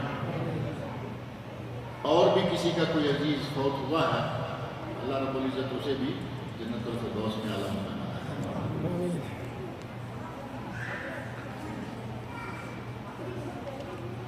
ایک سوال ہے شادی کی تقریب کی شرعی حیثیت کے بارے میں، کہ شادی کی شرعی حیثیت کیا رخصتی اور ولیمہ ایک ساتھ کیا جا سکتا ہے؟ یہ تو دو سوال ہو گئے نا۔ شادی کی تقریب ہمارے یہاں کچھ الٹا عالم ہے۔ اللہ کے نبی نے فرمایا کہ ولیمہ ضرور کرو، ہم میل اور بارات کا کھاتا ضرور کرتے ہیں، ولیمہ کریں گے۔ اسلام میں بارات کا کوئی تصور نہیں، جس طرح کہ اسلام میں جہیز کا کوئی تصور نہیں، اسی طرح بارات کا 500 آدمی اکٹھا ہو کے لڑکی والے گھر چلا جائے، مولوی صاحب لڑکی کا نکاح پڑھائیں اور یہ 500 آدمی دلہن کو لے کے واپس جا رہا ہے۔ اسلام میں ایسا نہیں ہے۔ اسلام میں دلہا آ جائے، دلہے کا باپ آ جائے، ماں آ جائے، کوئی بہن بھائی آ جائے، نکاح کریں، لے جائیں۔ اب اپنے گھر میں 500 نہیں 5000 آدمی بلائیے، بڑا ولیمہ کیجیے، کوئی حرج نہیں۔ بلکہ نبی اکرم صلی اللہ علیہ وسلم نے بڑا ولیمہ کرنے کی ترغیب دلاتے ہوئے فرمایا اولم ولو بشاہ، ولیمہ ضرور کرو چاہے ایک بکری ہو، چاہے ایک بکری میں بات لگتی ہے کہ 2 4 6 10 بکریاں کرنی چاہیے۔ ولیمے کی ترغیب دلائی، وہ کرے نہ کرے 10 5 20 50 100 500 آدمی لے کے برات میں ضرور جانا ہے، کیونکہ یہ لڑکی والوں کے گھر سے کھانا بھی وہاں کھائیں گے، آتے ہوئے ان کا گھر بھی لوٹ کے لے آئیں گے۔ لوٹ کے لے آنے والی بات ہے یا نہیں؟ وہ قرضہ اٹھا اٹھا کے ادھر ادھر سے چارپائیاں خرید رہے ہیں، موٹر سائیکل لے رکھی ہے دولہا میاں کے لیے، یہ کر رہے ہیں وہ کر رہے ہیں، یہ سب اٹھا کے لیے چلے آ رہے ہیں۔ پہلے گئے 500 آدمی، وہاں جا کے یہ اخراجات۔ اسلام میں یہ چیزیں نہیں ہیں۔ نکاح کیجئے، دلہن لے آئیے، اپنے گھر لا کے تقریب کیجئے، یہ ہیں اسلامی تقریب۔ رہا معاملہ رخصتی اور ولیمہ ایک ساتھ، کوئی عرض نہیں، آپ رخصتی کر کے ہی تو آپ کے ولیمہ کریں گے۔ وہاں سے رخصتی لے آئے، دلہن کو اپنے گھر لے آئے، اللہ کے ولیمہ کیجئے۔ اور اگر آپ یہ سمجھتے ہیں کہ کل رخصتی ہوئی اگلے دن ولیمہ، کیا ایک دن میں ولیمہ اور رخصتی ہو سکتی ہے؟ کوئی حرج والی بات نہیں ہے۔ اگر آپ نے آج کے دور میں مثال کے طور پر آج نکاح کیا اور آپ چاہتے ہیں کہ کل ہمیں ولیمہ کرنے کے لیے جگہ مل جائے، گھر میں ولیمہ کر نہیں سکتے، اور آج جتنے حال ہیں وہ سارے ٹائٹ اور بند ہیں، کل نہیں پرسوں نہیں، وہ کہہ رہے ہیں کہ تیسرے دن حال ملے گا۔ پورے شہر کے حال ڈھونڈ لیے، نہر جال کوئی خالی نہیں ہے۔ اب ولیمہ جنگل میں تو ہوتا نہیں، مجبوری ہوگی حالات کے حساب سے۔ اگر ولیمہ اس طرح لیٹ ہو جائے کوئی حرج نہیں، اور اسی شادی نکاح اور رخصتی کے دن حال مل رہا ہے اسی دن کر لیں، انشاءاللہ اس میں کوئی حرج نہیں ہے۔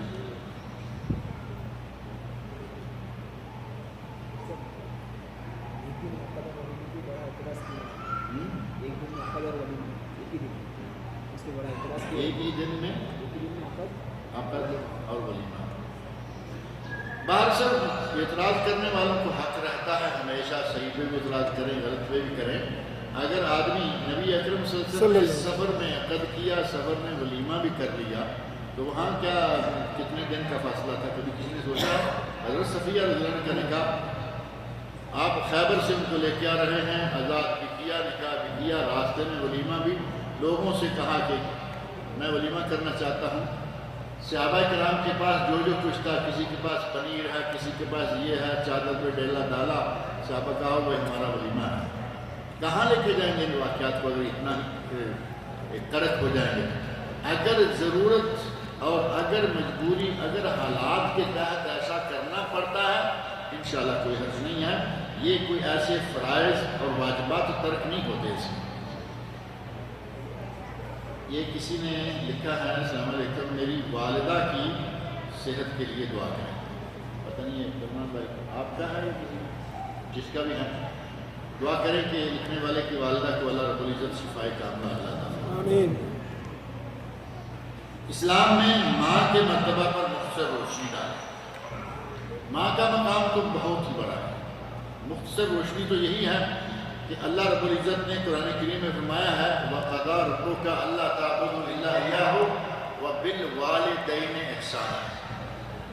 اب یہ چونکہ مستقل ایک ٹاپک ہے مقام والدین، لیکن مختصر کے میں ایک آیت کافی ہے۔ اللہ نے فیصلہ کیا ہے کہ عبادت کرو میری اور حسن سلوک کرو ماں باپ کے ساتھ۔ ماں باپ دونوں آ گئے نا۔ اور نبی صلی اللہ علیہ وسلم سے صحابی نے پوچھا من احق بصحبتی یا رسول اللہ، اے اللہ کے رسول میرے حسن سلوک کا سب سے زیادہ مستحق کون ہے؟ فرمایا تیری ماں، پھر پوچھا تیری ماں، پھر پوچھا تیری ماں، اور چوتھی مرتبہ فرمایا تیرا باپ۔ ماں کا مقام یہ ہے کہ دنیا کے ہر رشتہ دار سے، حتیٰ کہ باپ سے بھی 4 گنا زیادہ درجہ ہے ماں کا چوتھا حصہ جا کے، اگر کہیں کہ پورے دن میں خدمت 24 گھنٹے ہی خدمت ماں باپ کی کرنی ہے تو ان میں سے 18 گھنٹے ماں کا نصیب ہے اور 6 گھنٹے والد کا نصیب ہے۔ اللہ رب العزت نے اتنا مقام کیا ہے ماں کو۔ کبھی کوئی موضوع ایسا آیا تو انشاءاللہ اس موضوع پر تفصیلات سے ذکر کریں گے۔ کچھ لوگوں کو دیکھا ہے کہ گلے کو ہاتھ لگا کر یا ہاتھ کچھ گلے کو لگ جائے تو پھر ہاتھ پر پھونک مارتے ہیں، پوچھنے پر کہتے ہیں کہ اس کو گلے کی کوئی بیماری نہیں، اس طرح گلے کی کوئی بیماری نہیں لگی۔ ڈاکٹر صاحب چھپ کے بیٹھے ہوئے ہیں، یہ گلے کی بیماری کا نیا نسخہ نکل آیا ہے کہ گلے کو ہاتھ لگائیں گے یا ہاتھ لگ جائے تو پھر پھونک مار دیتے ہیں اور کہتے ہیں کہ اس طرح گلے کی کوئی بیماری نہیں۔ اگر تو یہ کہا جائے کہ کچھ سورہ فاتحہ وغیرہ ہاتھ پہ پڑھ کے گلے پہ پھیرتے رہتے ہیں، مان لیتے ہیں کہ قرآن کی برکت، ایسے ہی آپ کا ہاتھ گلے کو لگ جائے یا گلے کو ہاتھ لگا کر یا ہاتھ کچھ گلے کو لگ جائے، یعنی گلے کو ہاتھ لگ گیا تو اس طرح بیماری، ایسی کوئی بات کہیں لکھی پڑی نہیں ملے گی۔ یہ جو ہمارے یہاں مختلف ذکر یا مختلف انداز بنے ہیں، کبھی کبھی آپ دیکھیں گے نماز کے بعد کوئی آدمی پتہ نہیں نماز کا سلام پھیرتے ہی کچھ ایسے کرتے ہیں۔ میں نے یقین جانے دعاؤں کے ذکر کے بارے میں الحمدللہ میری کتاب کافی موٹی چھپ چکی ہے، ذکر الہی اور دعائیں اس کے بارے میں۔ اس زمانے میں نے بہت کوشش کی کہ جتنا کچھ مل سکے زیادہ سے زیادہ چیزیں، اور خاص طور پر یہ چیزیں جو ایسے کر کے یا کرنا ہے یا مختلف انداز ہیں کچھ دعائیں مانگنے کے، میں نے کوشش کی کہ ان کے بارے میں کہیں سے کوئی دلیل مل جائے تو چلو اچھا ہے، لوگوں کے لیے ہم اس کو ذکر کر دیتے ہیں، ہمیں کہیں نہیں ملا۔ اسی میں سے یہ بھی ہے، یہ تو میں آج سن رہا ہوں کہ گلے کی بیماری کا علاج یہ بھی ہے کہ گلے کو ہاتھ لگاتے ہیں۔ کچھ لوگوں کا کہنا ہے کہ 4 اماموں میں سے کسی ایک کی تقلید لازم ہے۔ کچھ نہیں، بہت سارے لوگ کہہ رہے ہیں، لیکن یہ کہہ کے آپ یہ بھی تو کہیے نا کہ قرآن میں کہیں آ گیا ہے، نہیں آیا، حدیث میں آ گیا ہے، نہیں آیا۔ قرآن حدیث کے نزول یا ورود اور اس زمانے میں امام تھے، جن 4 اماموں کو مان رہے ہو، اس زمانے میں تو صحابہ کا دور بھی ختم ہو چکا جب وہ شروع۔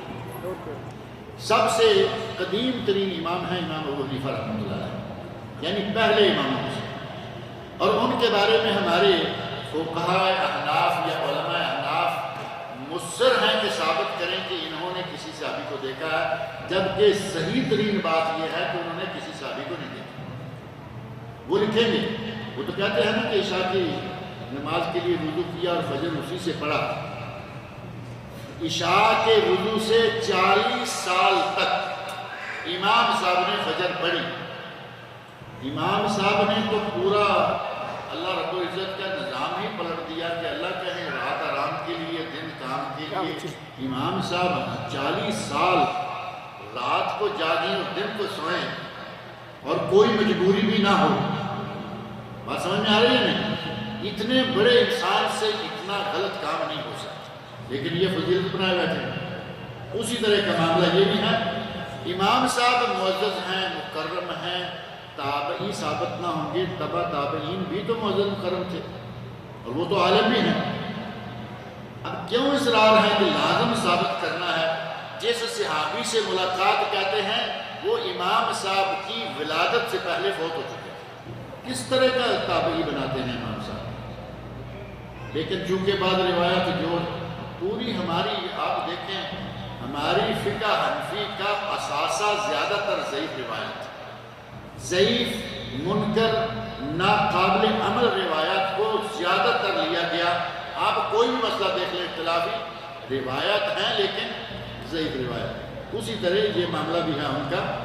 جب امام نہیں تھے جب قرآن اتر رہا تھا، جب امام نہیں تھے جب حدیث تھی، جب نبی صلی اللہ علیہ وسلم تھے، جب امام نہیں تھے جب خلفائے راشدین تھے، جب امام نہیں تھے جب تک صحابہ تھے، تو یہ لازم اور فرض والی بات تم کہاں سے لے آئے؟ لازم یا فرض کرنے کے لیے کوئی دلیل چاہیے، اور وہ دلیل کوئی نہیں. میں نے بھی کہہ دیا لازم، آپ نے بھی کہہ دیا لازم، تو کیسے ساری دنیا لازم مان لے؟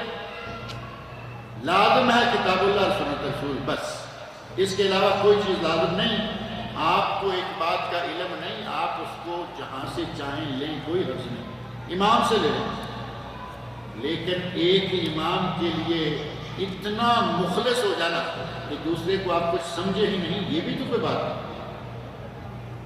فقہاء میں یہ کلمات ہیں، فقہ کی کتابوں میں ملتے ہیں، قول و امامنا صحیح، ہمارے امام کی ہر بات صحیح ہے. کہتے ہیں کہ خدشہ ہے کہ شاید کہیں کوئی غلط آ جائے. تو قول و غیر امامنا، ہمارے امام کے علاوہ دوسرے امام جتنے بھی ہیں ان کی باتیں غلط ہیں، کہیں ہو سکتا ہے کہ کوئی صحیح نکلا. اس طرح آپ ہمیں اماموں کی پابند کرنا چاہ رہے ہیں. آپ ایک امام کو لے کر تین کو قطعاً چھوڑ دیں، ان کو غلط سمجھیں، ان کی نہ مانیں، ان کے پاس صحیح قرآن و سنت کے دلائل بھی ہوں تب بھی نہ مانیں. ابھی یہ پچھلے دنوں ایک کلپ بڑا چل رہا تھا، پاک و ہند کے معروف شخص ڈاکٹر طاہر القادری صاحب، وہ کہہ رہے ہیں امام بخاری جنت میں نہیں جائیں گے. وہ رفع دین کرتے تھے، وہ بھی جنت میں جائیں گے. فلاں امام، انہوں نے کتنے اماموں کے نام لیے، محدثین میں سے امام بخاری، مسلم، ابو داؤد، ترمذی، نسائی، ابن ماجہ، امام مالک. کہاں یہ سارے جنت نہیں جائیں گے؟ یہ سارے جنت جائیں گے، یہ سارے رفع دین کرتے تھے. میں نہیں کرتا، یہ بھی کہہ دیا میں نہیں کرتا ہوں. تجھے کیا بیماری ہے، تم کیوں نہیں کرتے؟ کہا میں چونکہ حنفی ہوں اس لیے میں نہیں. اب اس طرح کے اماموں کی تقلید کرنا کہ سارے لوگوں کو ہر حال میں چھوڑ دیں اور ایک ہی شخص کو لے لیں، یہ تو ویسے ہی معقول بات نہیں. کہتے ہیں کہ میرے ایک بھائی نے مجھ سے بڑا سنجیدہ سوال کیا ہے. کہتے ہیں کہ اگر نبی صلی اللہ علیہ وسلم آج کے دور میں زندہ ہوتے تو کیا وہ توحید پر زیادہ زور دیتے یا نماز کا صحیح طریقہ بتاتے؟ یہ بڑا سنجیدہ سوال ہے. آپ جس کو چاہیں سنجیدہ کر لیں، جس کو چاہیں آپ ایسے ہی کر دیں. اس میں سنجیدگی کہاں سے آ گئی ہے؟ توحید نہیں ہے تو کچھ بھی نہیں. نبی صلی اللہ علیہ وسلم نے 13 سال توحید سکھلائی. 13 سال. نماز تو بہت بعد میں جا کے پڑھی. آج بھی اگر نبی صلی اللہ علیہ وسلم زندہ ہوتے تو سب سے پہلے توحید ہی سکھلائی. پہلے لوگوں کی توحید صحیح کرتے، نماز کی طرف بعد میں بلاتے. یہ آپ ہیں کہ لوگوں کو نماز کی طرف دعوت دیتے ہیں. مشرک رہتے ہو تو رہو، بدعتی رہتے ہو تو رہو، اللہ کو ہر جگہ ماننے والا مانتے ہو تو رہو، بس مسجد میں آئے. آج کل ہماری دعوت تو یہ چل رہی ہے نا. بڑے خوش ہیں ہم، بلکہ یہ پتہ نہیں اللہ والے میں سنجیدہ والے کہیں ان کے قریب ہی تو نہیں رہتے. وہ نماز کے لیے لا رہے ہیں، عقیدے کی اصلاح ہو جائے، آدمی کا عقیدہ سدھر جائے، اس طرف آنے کے لیے تیار نہیں. اور ان کی کتابیں بھری ہوئی ہیں بدعقیدگی سے. یا پھر آج کے مسلم معاشرہ کی جان بچاتے جو غیر مسلموں کے ہاتھوں بے وجہ مارے جا رہے ہیں. آپ نے جہاد کیا یا نہیں کیا؟ آپ نے توحید کی دعوت دی، آپ نے لوگوں کو نماز سکھلائی اور کافروں سے اپنے صحابہ کو، اپنے دین کو بچایا. اور جو آدمی دین کے درپے ہوا اس کی گردن کاٹی. نبی صلی اللہ علیہ وسلم نے جہاد کیا اور ڈٹ کے جہاد کیا. نبی صلی اللہ علیہ وسلم نے اپنے زمانے میں جو کچھ کیا آج بھی یقیناً وہ کرتے. اور آج نبی نہیں ہے، نبی کے ماننے والے موجود ہیں اور جو یہ سارے کام کر رہے ہیں. توحید کی دعوت بھی دے رہے ہیں، نماز کا طریقہ بھی سکھلا رہے ہیں، اور جہاد بھی سارے کے قیامت تک جاری رہے گا.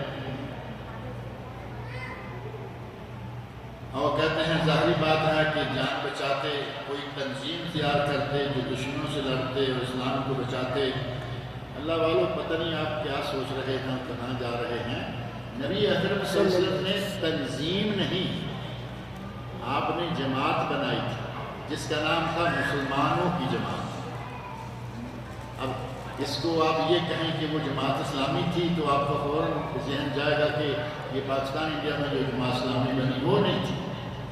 نبی اکرم صلی اللہ علیہ وسلم نے مسلمانوں کی جماعت تیار کی تھی، مومنوں کی جماعت تیار کی تھی، اور اس جماعت نے ہر وہ کام کیا جس کی جب جب ضرورت پیش آئی۔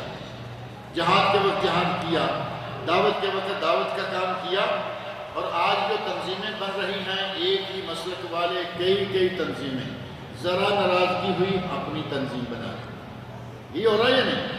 دیوبندیوں میں کئی تنظیمیں، بریلویوں میں کئی تنظیمیں، حتیٰ کہ اہل حدیثوں میں کئی تنظیمیں۔ یہ تنظیم در تنظیم کا سلسلہ نبی صلی اللہ علیہ وسلم کے زمانے میں نہیں تھا۔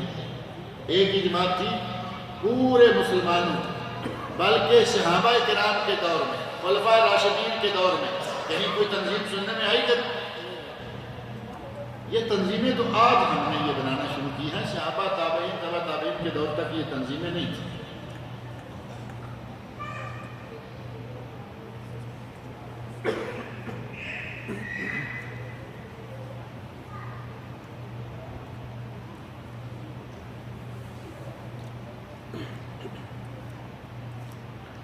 لکھا ہے کہ خواتین سے گزارش ہے کہ انہوں نے باتیں ہی کرنی ہیں تو کم از کم وہ مسجد کی پچھلے حصہ میں چلی جائیں، یعنی یہاں سے ان کی آوازیں جو ہیں وہ ڈائریکٹ نیچے آ رہی ہیں۔ کسی بھائی نے خواتین کو توجہ دلائی ہے کہ اگر باتیں ہی کرنی ہیں تو تھوڑا پیچھے جا کے کریں۔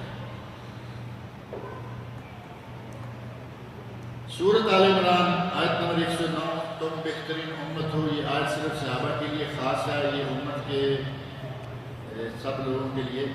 یہ پہلی بات یہ ہے کہ یہ آیت نمبر 109 نہیں، یہ آیت نمبر 110 آل عمران آیت نمبر 110۔ لیکن ہو سکتا ہے کہ آپ نے کسی ایسے مصحف سے یہ لی ہو جس میں اس کا 109 نمبر ہو، کیونکہ کبھی کبھی بعض جگہ یہ فرق ہے کہ آیت کا نمبر جو ہے وہ چینج ہو جاتا ہے۔ بہرحال یہ آیت نمبر 110 ہے سورہ آل عمران، اور اس میں ہے کنتم خیر امت اخرجت للناس۔ اور امت میں ان کا پوچھنا یہ ہے کہ کیا امت میں صرف صحابہ مراد ہیں یا قیامت تک آنے والے لوگ؟ یہ میرے سامنے آیت ہے، آیت 110۔ یہ نبی اکرم صلی اللہ علیہ وسلم کی امت، جو شخص بھی آپ کی بات کو مان رہا ہے، امت دعوت اور ہے اور امت اجابت اور ہے۔ ویسے تو نبی صلی اللہ علیہ وسلم کے نبی بننے سے لے کر قیامت تک جتنے لوگ ہیں مسلم و کافر، وہ سارے قرآن کے مخاطب ہیں یا نہیں؟ قرآن کہتا ہے یا ایھا الناس، یا ایھا الناس اعبدوا ربکم الذی خلقکم۔ اللہ نے پورے لوگوں کو خطاب کیا، اور رسول اللہ صلی اللہ علیہ وسلم کے مخاطب بھی پورے لوگ۔ اس اعتبار سے امت دعوت تو ہر کوئی ہے اور قیامت تک رہے گا، لیکن امت اجابت مسلمان ہیں جنہوں نے آپ کی دعوت پر لبیک کہا، اسلام قبول کیا، اور وہ صحابہ سے لے کے قیامت تک ہے، وہ سارے لوگ امت میں شامل ہیں۔ لہذا اس آیت کے ان کلمات کو صرف صحابہ تک محدود نہ کیا جائے، جو بھی نبی اکرم صلی اللہ علیہ وسلم کا کلمہ پڑھنے والا مسلمان ہے وہ امت میں شامل ہے۔ اور آخری سوال یہ ہے کہ نبی صلی اللہ علیہ وسلم کے صحابہ سے لے کر دنیا کے آخری انسان تک سب کو امت محمدی کہا جائے گا یا نہیں؟ یہ بات میں نے کہہ دی ہے نا کہ صحابہ سے لے کر قیامت تک جو مسلمان ہے اور نبی اکرم صلی اللہ علیہ وسلم کی اطاعت کرتا ہے وہ یقیناً نبی صلی اللہ علیہ وسلم کا امتی ہے۔ کہتے ہیں کہ یہ سوال اوپر والے سوال کے ساتھ جوڑ کر بتا، میں نے آپ کے جوڑ کو اس سے پہلے بتا دیا تھا کہ قیامت تک جو مسلمان آئیں گے، جو مسلمان ہیں وہ امت مصطفیٰ کا فرد ہے۔ تم خیر امت، تم بہترین امت ہو، لیکن جو شرطیں بہترین امت کی اللہ رب العزت نے بتائی ہیں اگر وہ پوری کرتے رہو، اور وہ شرطیں کیا ہیں؟ تامرون بالمعروف وتنہون عن المنکر وتؤمنون باللہ۔ امر بالمعروف نہی عن المنکر اور اللہ کی ذات پر ایمان۔ کہنے کو ہم امت رسول ہیں لیکن یہ تینوں کام ہم میں کوئی نہیں۔ ہم ایمان رکھتے ہیں، ہمارا دعویٰ ہے ہم مومن ہیں، لیکن ذرا تھوڑی سی تفصیل میں جا کے پوچھیں تو پھر ہمارا بانڈا پھوٹ جاتا ہے کہ ہم کس طرح کے مومن ہیں۔ امر بالمعروف واجب ہے۔ کون کون امر بالمعروف کر رہا ہے؟ کہتے ہیں تجھے پرائی کیا پڑی اپنی نبیڑ تو، تجھے کسی کو کچھ روکنے ٹوکنے کی کیا ضرورت ہے، تم اپنا آپ سیدھا رکھ، یہ لے کے چل رہے۔ نہی عن المنکر، بڑے بڑے کلگیوں والے یہ تو کہتے پھریں گے سبحان اللہ کہو، الحمدللہ کہو، کہیں بورڈ میں لکھا ہوا آپ نے دیکھا شراب نہ پیو؟ اب کبھی غور کریں، ہمارے بعض جماعتیں اس طرح کے اشتہار بہت لگاتی ہیں، سبحان اللہ کہو، الحمدللہ کہو، اللہ اکبر کہو، لا الہ الا اللہ کہو، بڑی اچھی بات ہے، لیکن یہ آدھا دین ہے۔ شراب نہ پیو، زنا نہ کرو، چوری نہ کرو، ڈاکہ نہ کرو، وہ کون کہے گا؟ وہ لکھا ہوا نہیں ملتا، وہ نہیں کہتے۔ کیوں؟ کہتے ہیں اس سے اختلاف بڑھتا ہے۔ پھر آپ میٹھا میٹھا آپ کرنے والے ہیں سر، آپ چاہتے ہیں کہ دنیا آپ کو اچھا کہے بس، تو پھر دنیا اسی کو اچھا کہے گی جو مکمل اچھا نہیں ہے، جو بدعتیوں کے ساتھ بدعتی، مشرکوں کے ساتھ مشرک، مسلمان کے ساتھ مسلمان، منافقوں کے ساتھ منافق، اور جہاں جائے انہی کا ہو کے رہ جائے، وہ ہے سب کے نزدیک اچھا۔ اور جو آدمی کہیں کہ میں تو توحید کا اعلان کروں گا چاہے جہاں بھی ہوں گا، وہ ساری دنیا کے نزدیک اچھا نہیں ہو سکتا۔ اللہ رب العزت ہمیں اچھا بنائے، اپنی کتاب، اپنے نبی کی سنت پر عمل کرنے کو